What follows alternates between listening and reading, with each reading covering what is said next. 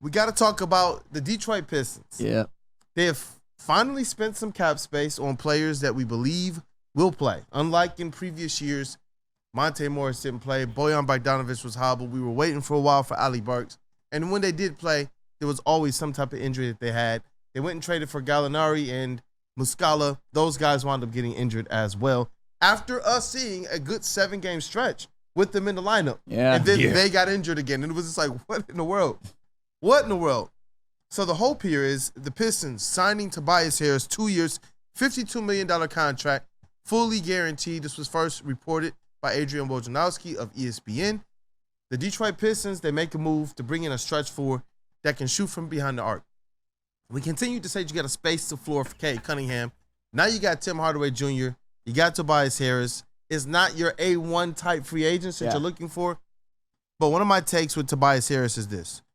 Because there was a question I was going to ask you guys as well about Klay Thompson and the money that he got versus Tobias Harris. Cheaper deal for Klay Thompson. I wonder if there's a little bit of a discount for a team that just got to the finals for the Mavs versus the Pistons. Sure. Similar shooting numbers, similar stats. You know, with the Pistons have been better off kind of pursuing a Klay Thompson over Tobias. But I like what Tobias brings stat-wise. I like what he could bring as it relates to the mix with this young core. But he wanted to be here. This is not a secret. For the better part of a year or a year and a half, we have reported that Tobias Harris wants to be here. His wife is from here. They appreciated that, not just kind of living here, but how the fans have treated them. Not just while they were here, but long after.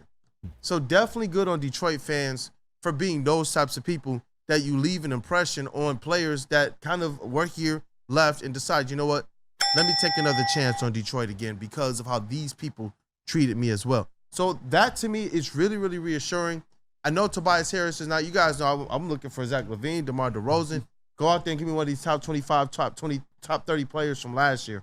But I am okay with the Tobias Harris signing. And Flannel, I asked you a little bit yesterday. You gave me your quick reaction. Yes. I know you talked about it on Big D Energy, but before I wake up, we're family, brother. Yes, I am happier with the Tobias signing than most, personally.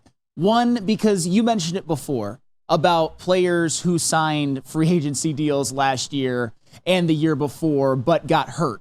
Tobias Harris over his career has been a very durable player historically. And I know he's getting up there in age, and as you get older, you're more susceptible to injury, but he hasn't shown a history of being hurt often. I'm not saying he's never been hurt. I'm just saying he's a very durable player historically. And you just look at his career numbers. I mean, 16.6 rebounds for his whole career on 48, 37, 84 shooting splits. That's pretty good. I mean, that's a very good NBA career. And those are very good. Those are a lot better splits than a lot of Pistons players had last season. He's a vet. He's a 6'8", kind of like, 3-4, who's, I would say, an upgrade defensively over what Bojan was. He can shoot the three. He can space the floor. Over his career, 37% from three on 4 attempts per game. And he wasn't necessarily my first choice for free agency, but you mentioned it. He wanted to be there. And when you think of guys like, say, Gary Trent or Buddy Hield, they're better three-point shooters than Tobias Harris. But Tobias Harris, for a couple of years of his career, has been a borderline all-star. I mean, last season, he averaged 17 a game. He's the type of guy that I think on a perfectly constructed roster could be a third best on a championship team. I'm not saying he's going to be that on this team, but you add Tobias Harris to this roster. You already added Tim Hardaway Jr. I hope to God that they get something worked out with Fontecchio. You've got Marcus Sasser, and for now, you've got Isaiah Stewart. Yeah. That's Cade surrounded by 5 shooters. And some of them have shown a propensity to play well defensively, including Isaiah Stewart, including even Simone Fontecchio. I think he can guard 4s. Tobias, not the best defender, but he's fine enough. Same with Tim Hardaway Jr. Yeah.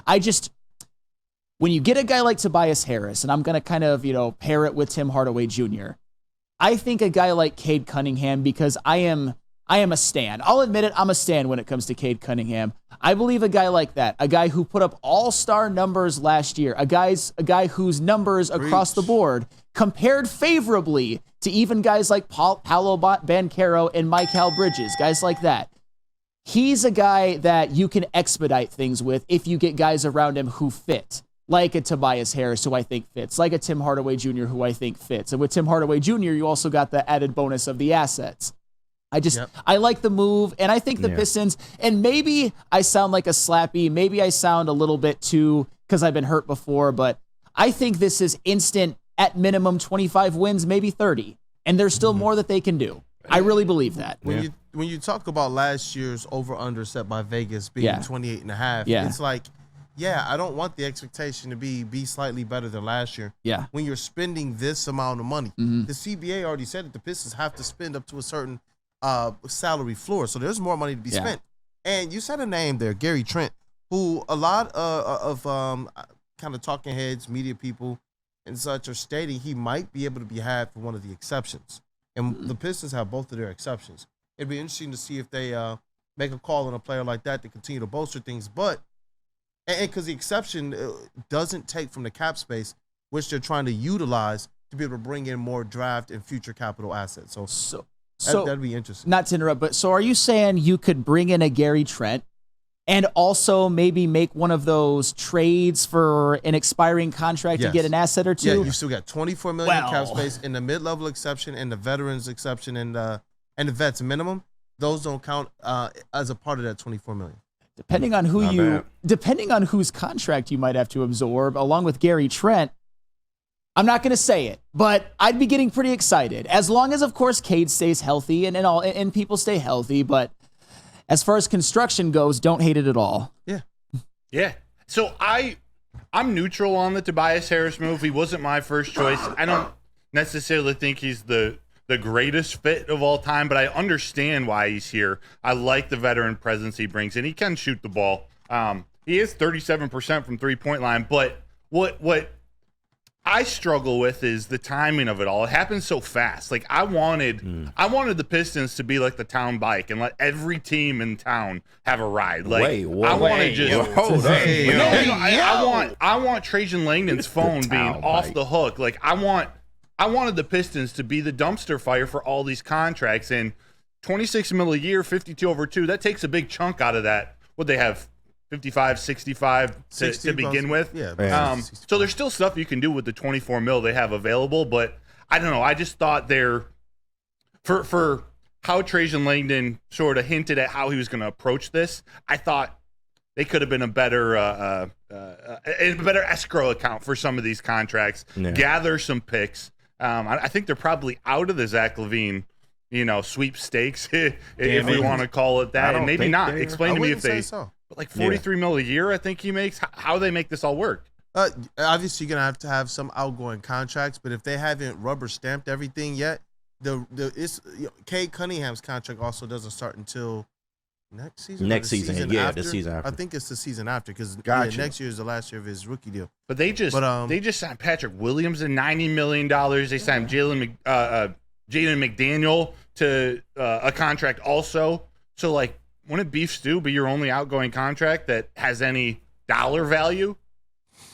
And they don't need him. No, he wouldn't be the only one of dollar value. Your young players, it would probably take Stu and another young player, but there are ways to kind of finagle trades and things. Like when we saw them bring in Jeremy Grant, they were able to free up some capital, make the sign and trade deal with the Denver Nuggets and make some happen. I don't believe they're out of the Zach LaVine thing because it's continuously being reported that despite the moves the Bulls are making, they're still looking to get rid of Zach LaVine, and they're even trying to attach a first-round pick to it. If there's a way if there's a way to make something like that happen, I honestly, I'm doing that deal. I'm doing it instantly.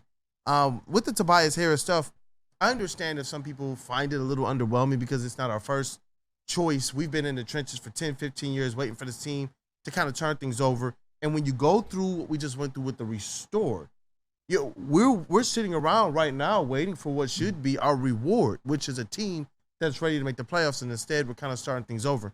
So I get it with like Tobias Harris and Tim Hardaway Jr. And some people are like, you know what? I don't know what this is going to do for our team right now and making sure we punch our ticket to the playoffs. But in terms of making sure you strike this balance, because it was something that you stated that I agree with, but you have to find a balance.